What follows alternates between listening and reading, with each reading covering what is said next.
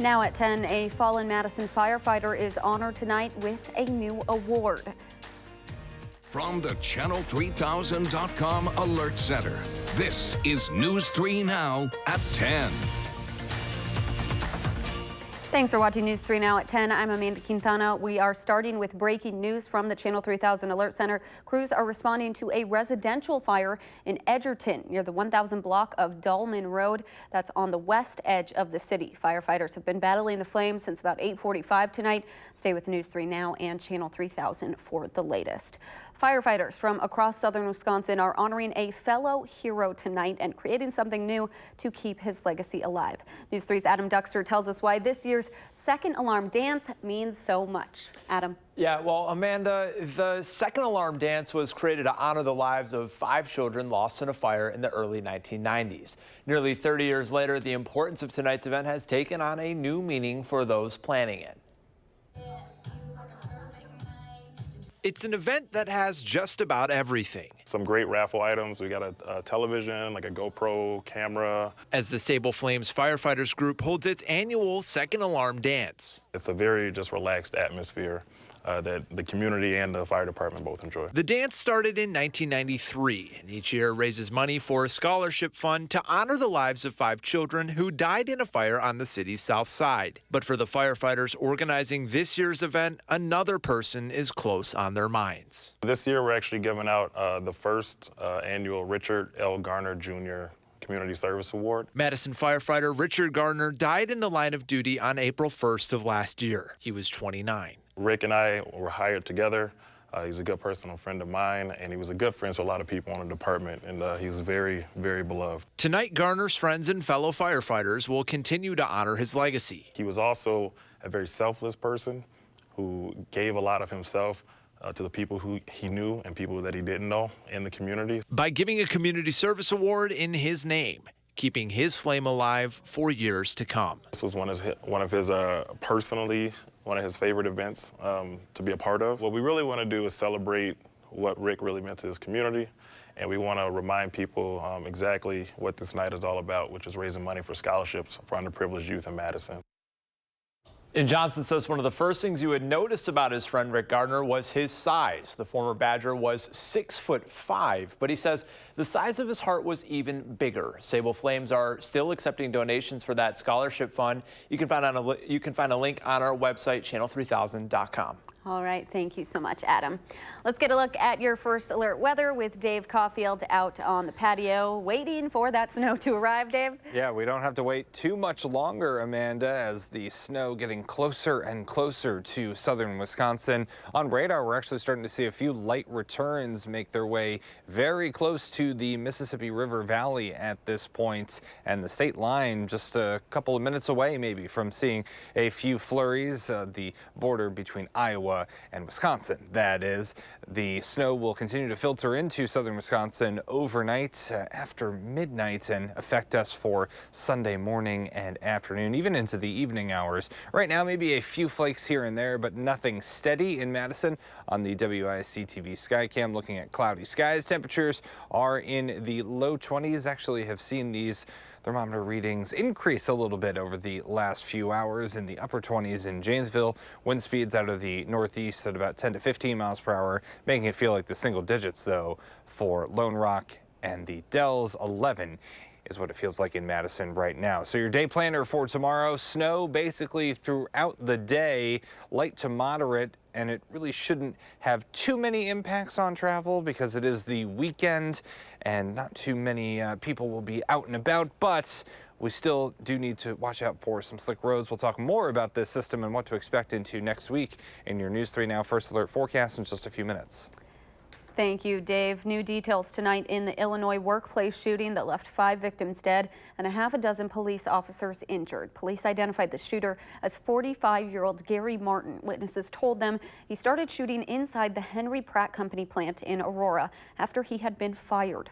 Officers responded to the scene just before 1:30 yesterday afternoon and quickly got into a gun battle with Martin. It took them nearly 90 minutes to track him down. He was in a back machine shop at the very back corner of the building, probably waiting for us to get to him.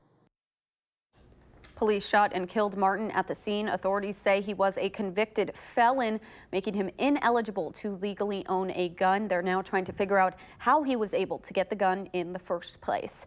A 50-year-old Prairie du Sac man died in a car fire last night. The Sauk County Sheriff's deputies say Ricky Gullen died just before 6 o'clock yesterday on the 500 block of Cemetery Street in the village of Merrimack. He drove his 1994 Buick into a front yard. When he tried to back out, the vehicle caught fire. Witnesses say they were unable to get him out of the car. Madison police are looking for the woman who pepper sprayed a bouncer at Danny's pub. Officers say she was mad she wasn't allowed to enter the bar and told the bouncer he was going to have to make her leave. When he tried to escort her out, the woman hit him and then reportedly sprayed pepper spray in his eyes. She got away by the time police arrived. They're now trying to identify her and say she will be charged. Authorities at the Dane County Jail are looking for an inmate who ran away this afternoon. They say 36-year-old Aaron Keel of Madison was on a work release today but never returned. He is currently serving several sentences for drugs, battery, and damage to property. Anyone with information is asked to call 911. And just into our newsroom tonight, Madison police are investigating a robbery at the Capitol Petro on the 6700 block of Mineral Point Road. That is not far from Westtown Mall. It happened around 7:15 tonight. Officers say the robber went into the store armed with a short-barreled rifle and demanded money, and then they did get away with some of that money. Anyone with information related to this robbery is asked to call Madison Area Crime Stoppers. Nearly 400 Wisconsin nursing facilities are facing a crisis because of a shortage of workers and the state's low Medicaid reimbursement rate.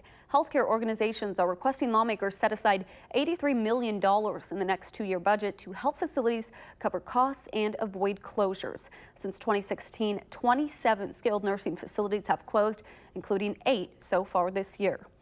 A new report says last year, Wisconsin schools saw a slight decrease in the number of students receiving breakfast through a federally subsidized nutrition program. The Washington-based nonprofit Food Research and Action Center found Wisconsin's participation in the school breakfast program is trailing the rest of the country. 83% of Wisconsin schools participated in the program last year. More than 38 states have 90% or more schools participating. New at 10 now, a funeral was held today for Bryan Rodriguez, the Milwaukee Department of Public Works employee killed on the job last week. Loved ones, along with elected officials and DPW workers from across the area, filled the hall in Milwaukee to pay their final respects. Rodriguez was killed 1 week ago on the job while filling potholes when a hit-and-run driver crashed into him. Co-workers say Rodriguez was a genuine, hard-working Milwaukee kind of guy. Well, I was devastated, as I'm sure everyone throughout our city of Milwaukee, DPW, feels. And it's just a tragedy.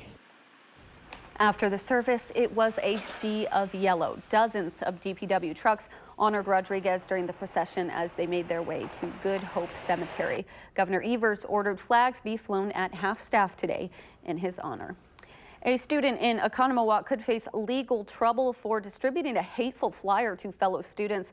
It's hard to make out all of the words on the flyer, but students say it says N-word pass at the top.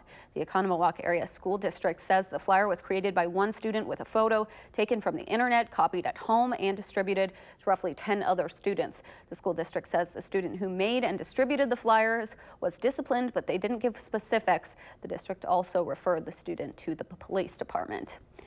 After her announcement last weekend that she's running for president, Senator Amy Klobuchar from Minnesota made a stop in Wisconsin today. She visited with Democrats in Eau Claire this morning. She also made a stop in Iowa. Klobuchar is expected to make a stop in New Hampshire on Monday, where she will do a live CNN town hall with Don Lemon. Potential Democratic candidate Beto O'Rourke made a stop in Madison and Milwaukee yesterday.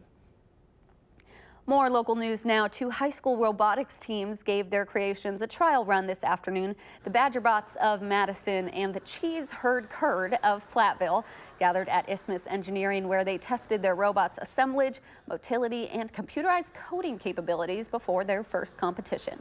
To see that robot kind of grow from conception, oh, we think we want to this, and the other thing, how do we do that in the easiest way? And to see that progress and see the team kind of come together and coalesce under one idea, that's really the most rewarding part. The teams will be competing at the Wisconsin Regional in Milwaukee on March 27th through the 30th. While many were plunging through the ice today to raise funds for Special Olympics Wisconsin, UW-Madison students were staying above the ice to raise money for another cause. Sigma Alpha Epsilon fraternity hosted Lily's Classic, a boot hockey tournament to benefit Lily's Fund for epilepsy research at UW.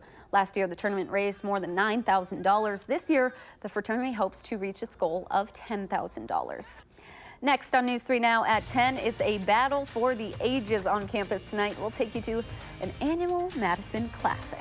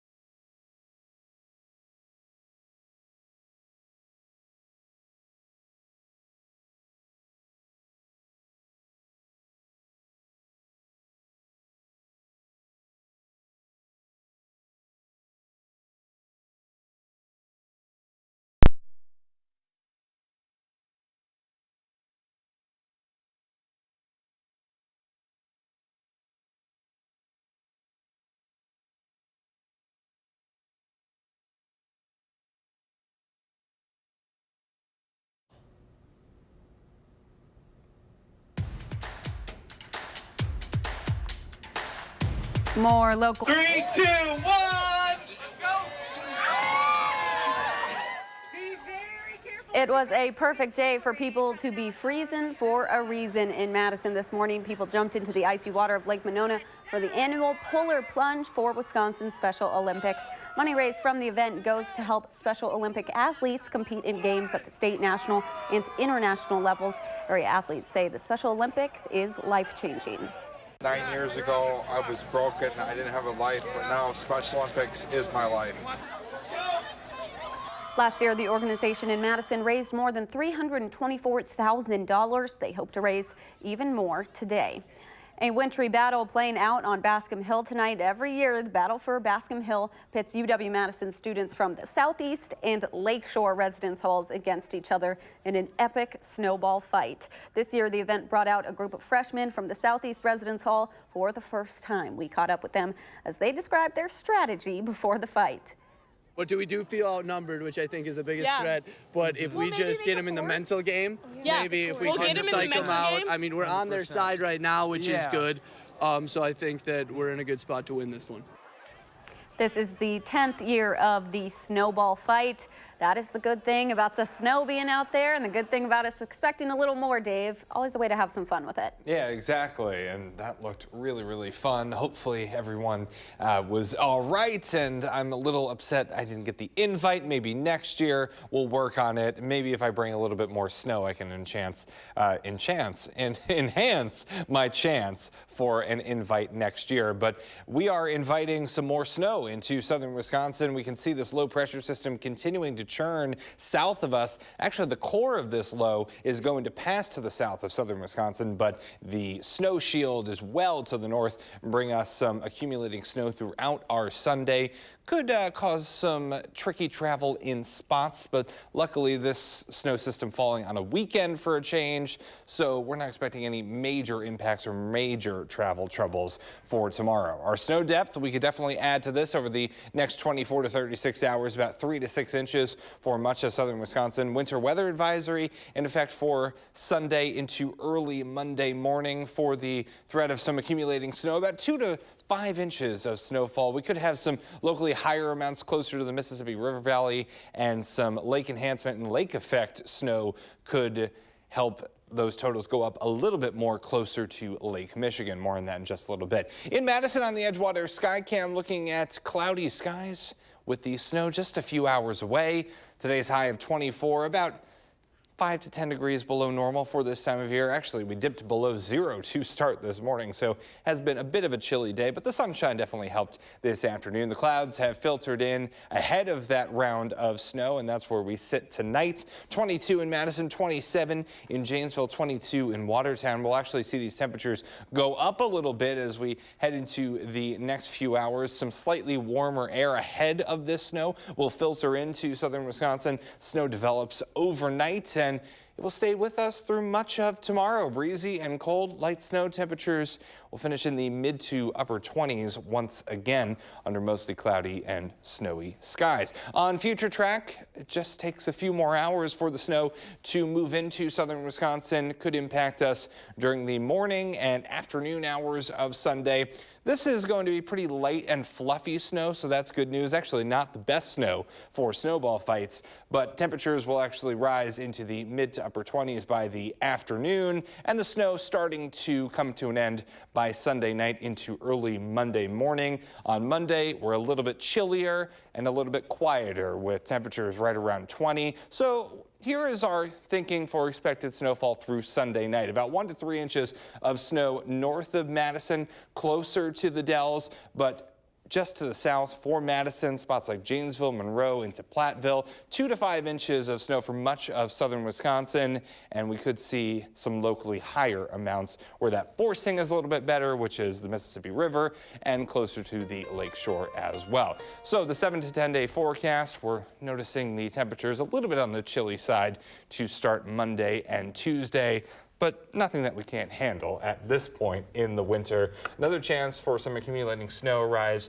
Tuesday night into Wednesday. Then for next weekend, we could also be talking about some more accumulating snow. So winter's not done yet, not by a long shot. It is Wisconsin. Yes. It's February, so we can expect these types of things to happen. Yeah. At least we're not expecting major impacts with this round of snow. And like you said, nothing we can't handle. We had Exactly. that very, very cold stretch, and we had a lot of snow, so a little bit used to it, maybe a little tired of it, but we're used to it. Exactly, yeah. Maybe some slick spots tomorrow, so be careful, but we'll get through it. Yeah, and it's good that it's not a day that people are going to school, hopefully not too much travel. Yeah, parents are definitely Happy excited about that in schools, definitely. All right, thank you, Dave. The Badgermen aiming for a sweep on the ice. Highlights coming up next in sports.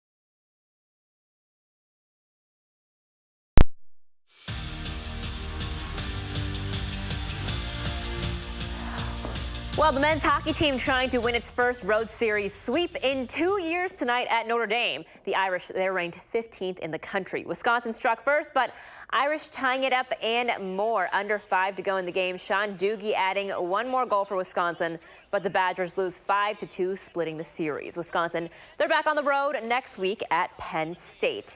The women's team at Duluth, no score till the second period in this one this afternoon, until Alexis Mowerman striking first, hits the back of the net off the rebound. Wisconsin up 1-0. Later, Britta Curl with the puck. She passes across to Emily Clark.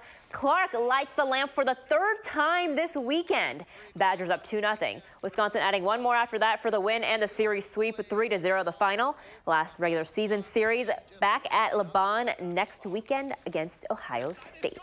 Edgewood winning the Division II title in the WIA Boys State Swimming and Diving Championships yesterday. Today, the Division I boys taking the pool at the UW Natatorium. It was pretty neck and neck between the boys from Middleton and Madison West, the regions trying to defend their state title. We start with a 200-yard medley relay. And how about this? The regions coming in first place and setting a new state record with a time of 1:30.83, breaking their old record from last year. They're pretty pumped. Later, the 100-yard butterfly. Madison West again. Wes Jekyll improving by more than 2 seconds from his seed time. He wins the state title in that event, as well as 3 others. This next one, the 200-yard freestyle relay. It was a very, very close race between West and Middleton, but the Cardinals edging out the Regents and with a new state record of 1:23.12, breaking a 10-year-old record that was set by Sauk Prairie and Wisconsin Heights. That was back in 2009. So here are your final results. The Regents repeat as state champions, winning by 57 points. Middleton taking second place, followed by Waukesha South Catholic Memorial, and then Franklin. Brookfield Central East places 5th, and Sun Prairie rounding out the top 6. The Badgers men's basketball team enjoying some time off, a little mini break, if you will, from games. They played Michigan State at the Kohl Center on Tuesday, and they won't play again until Monday when the Badgers host the Fighting Illini. So it's a good time to assess the Big Ten schedule that they've played so far. One of the points that Dimitri Trice brought up was finishing games strong. And that's something that head coach Greg Gard emphasized in practice this week, and an aspect of the game that they're focused on. We've done a lot of end of the shot clock things, end of game situations.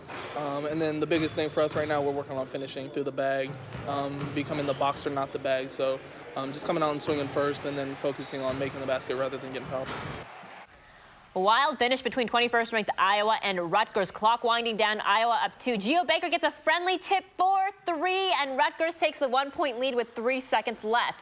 Then Connor McCaffrey chucking the ball 3/4 of the way across the court. Joe Wieskamp gets the ball in the corner, makes the 3. Every second matters, you guys, in basketball and every sport. Iowa wins 71-69.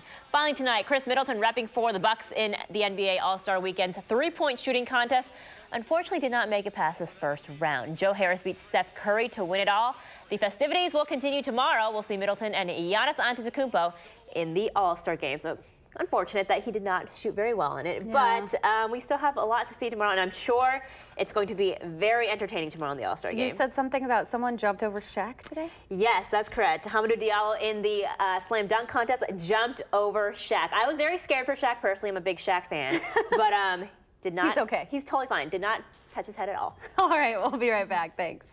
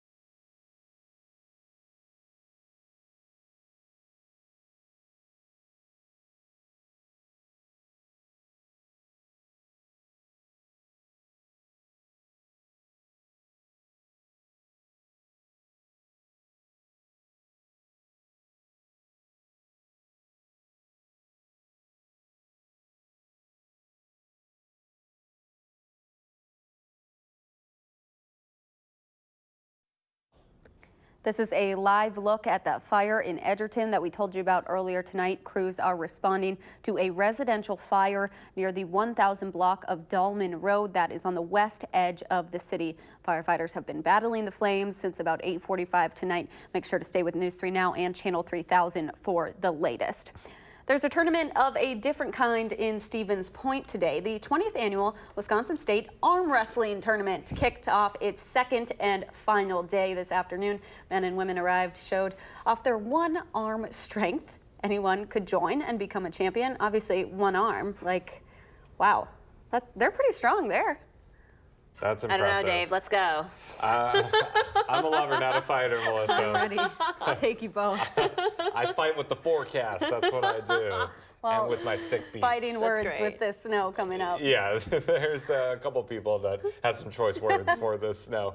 Not many that I can repeat on the air, but I can repeat that the snow is on the way. We're noticing the snow start to actually reach closer to the Mississippi River, the state line there between Wisconsin and Iowa. The day planner for tomorrow, snow really staying with us through much of the day. Light to moderate, kind of fluffy snow, so shouldn't cause too many problems, but there could be some travel troubles, especially in the morning and early afternoon when that snow is coming down at its best pace, if you will. About 2 to 5 inches of snow for much of southern Wisconsin, a little bit less to the north, but this is a pretty run-of-the-mill system, as it is still winter and February, of course, in southern Wisconsin. Just a reminder to myself and everybody watching out there. What am I trying to say? We're looking at some other systems on the way Tuesday into Wednesday as well. All right. Thanks so much for joining us. Have a great night.